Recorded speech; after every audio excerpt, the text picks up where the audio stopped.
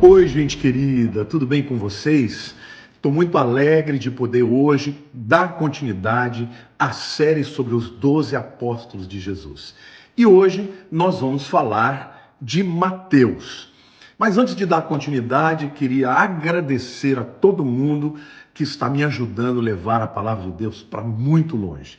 Muito obrigado a todos vocês que são inscritos, aqueles que não são, que possam se inscrever, e todos que estão fazendo comentários e especialmente compartilhando as mensagens.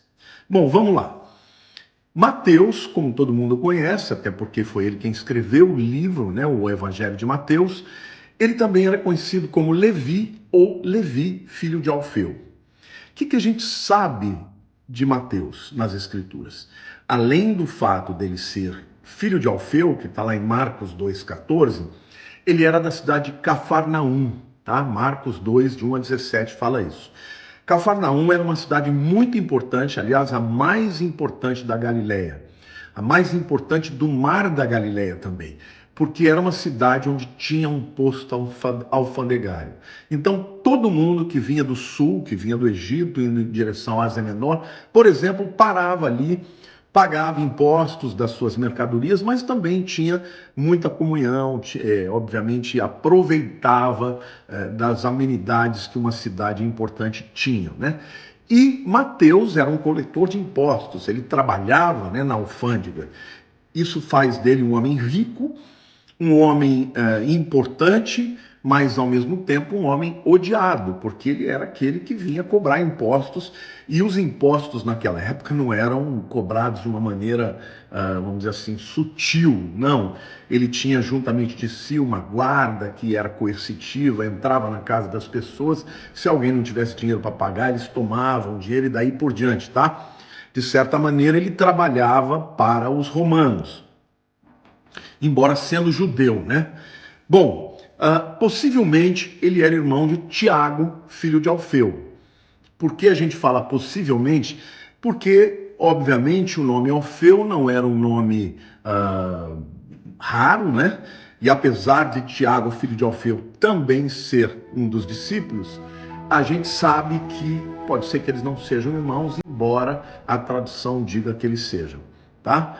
Então, Marcos capítulo 3, versículo 18, nos mostra que possivelmente ele seria irmão de Tiago, filho de Alfeu, diferente daquele outro Tiago, que é irmão, né, de João. Ele certamente foi um dos 12 discípulos, como a gente vê em Mateus capítulo 10, versos 2 a 4. E ele foi o escritor do Evangelho de Mateus. Gente, esse homem tinha que ser um homem letrado, né? Um homem que conhecia muito as Escrituras, porque o Evangelho de Mateus ele foi escrito para provar que Jesus era o Messias, o Rei dos Judeus. Ora, para que isso acontecesse, ele tinha que ter conhecimento das Escrituras, até porque ele cita muito as Escrituras para mostrar como Jesus cumpriu, né, as Escrituras. E o nome Mateus no hebraico significa presente de Deus. O que a gente sabe da personalidade de Mateus? Primeiro que ele era um homem meticuloso, né? Um homem de letras e também de números, tão minucioso, ele tinha que prestar contas de todos os impostos que ele coletava, né? Ele tinha que ter isso tudo anotado, e Deus usou desta capacidade para que ele pudesse escrever o livro de Mateus maravilhoso, que nos conta tantas coisas a respeito do nosso Salvador, do nosso Mestre, do Rei dos Reis, nosso Senhor Jesus.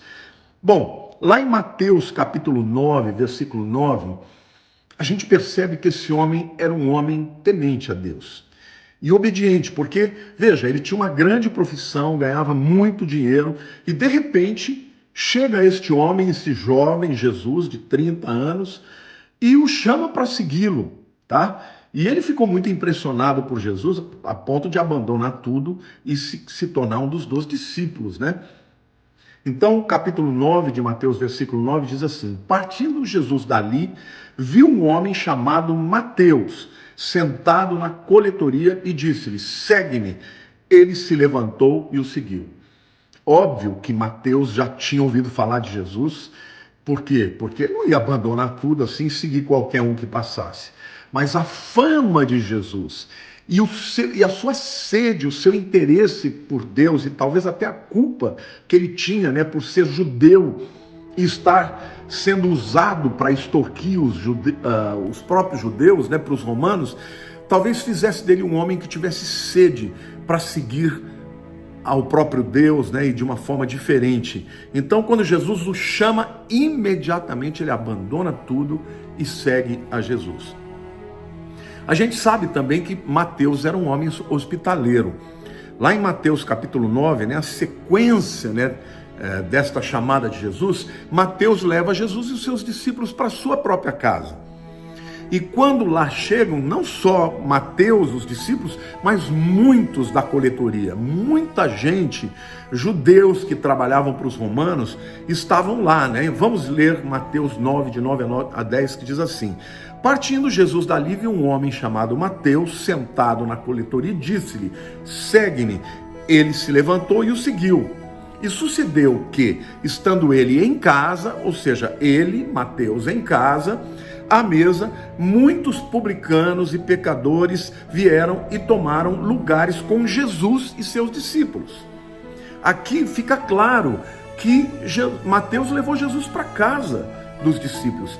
Isso fica claro porque está falando de Mateus no versículo 9 e no 10 diz: e sucedeu que, estando ele em casa, ele, Mateus, à mesa, muitos publicanos e pecadores vieram e tomaram lugar com Jesus e seus discípulos. Então, este homem, ele podia ter os defeitos dele, mas ele era muito hospitaleiro, tá? Ele recebeu Jesus, muitos publicanos, deu um banquete ali, certamente era um homem rico, né? Porque recebeu muita gente ali, e todos foram para a casa de Mateus.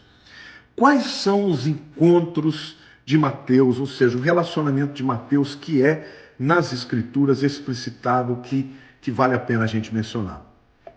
Primeiro, o fato de ele ter deixado um grande emprego, a coletoria, para seguir Jesus. Segundo, o fato dele ter convidado todo mundo para vir para sua casa, Jesus, os discípulos e todos os demais, né?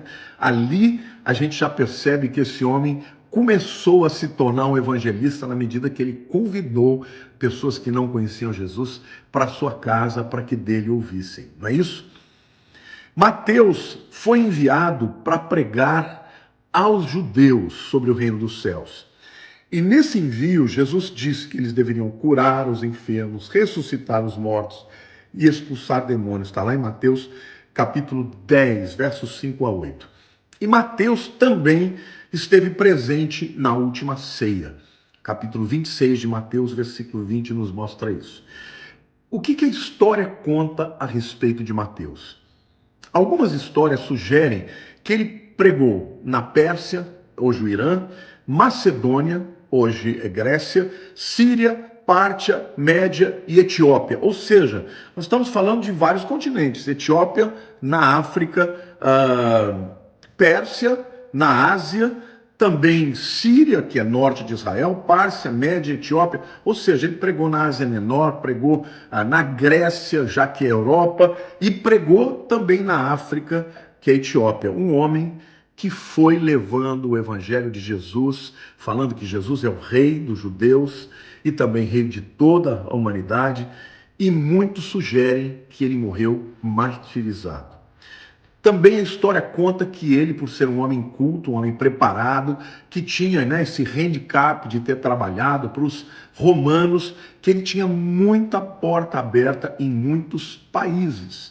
Tá? Muitos desses comerciantes que foram lá fazer negócios e acabaram conhecendo Mateus na coletoria, ficaram amigos deles, e muitos dizem que estes homens abriram porta para que Mateus pregasse até a reis, a príncipes, pessoas importantes, mas a história sugere que ele foi martirizado. Quais os símbolos que a gente vê na história relacionados a Mateus?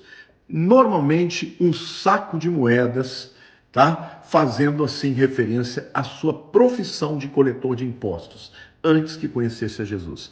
Mas uma coisa interessante, como discípulo de Jesus, não foi ele que cuidou das finanças. né, de Jesus e dos discípulos, mas sim Judas, que tinha interesses de passar a mão e de roubar todo mundo. Gente, eu espero que você tenha sido esclarecido, abençoado, e eu quero te agradecer por estar compartilhando esses vídeos. Amo vocês, viu? Um beijo no coração de todos.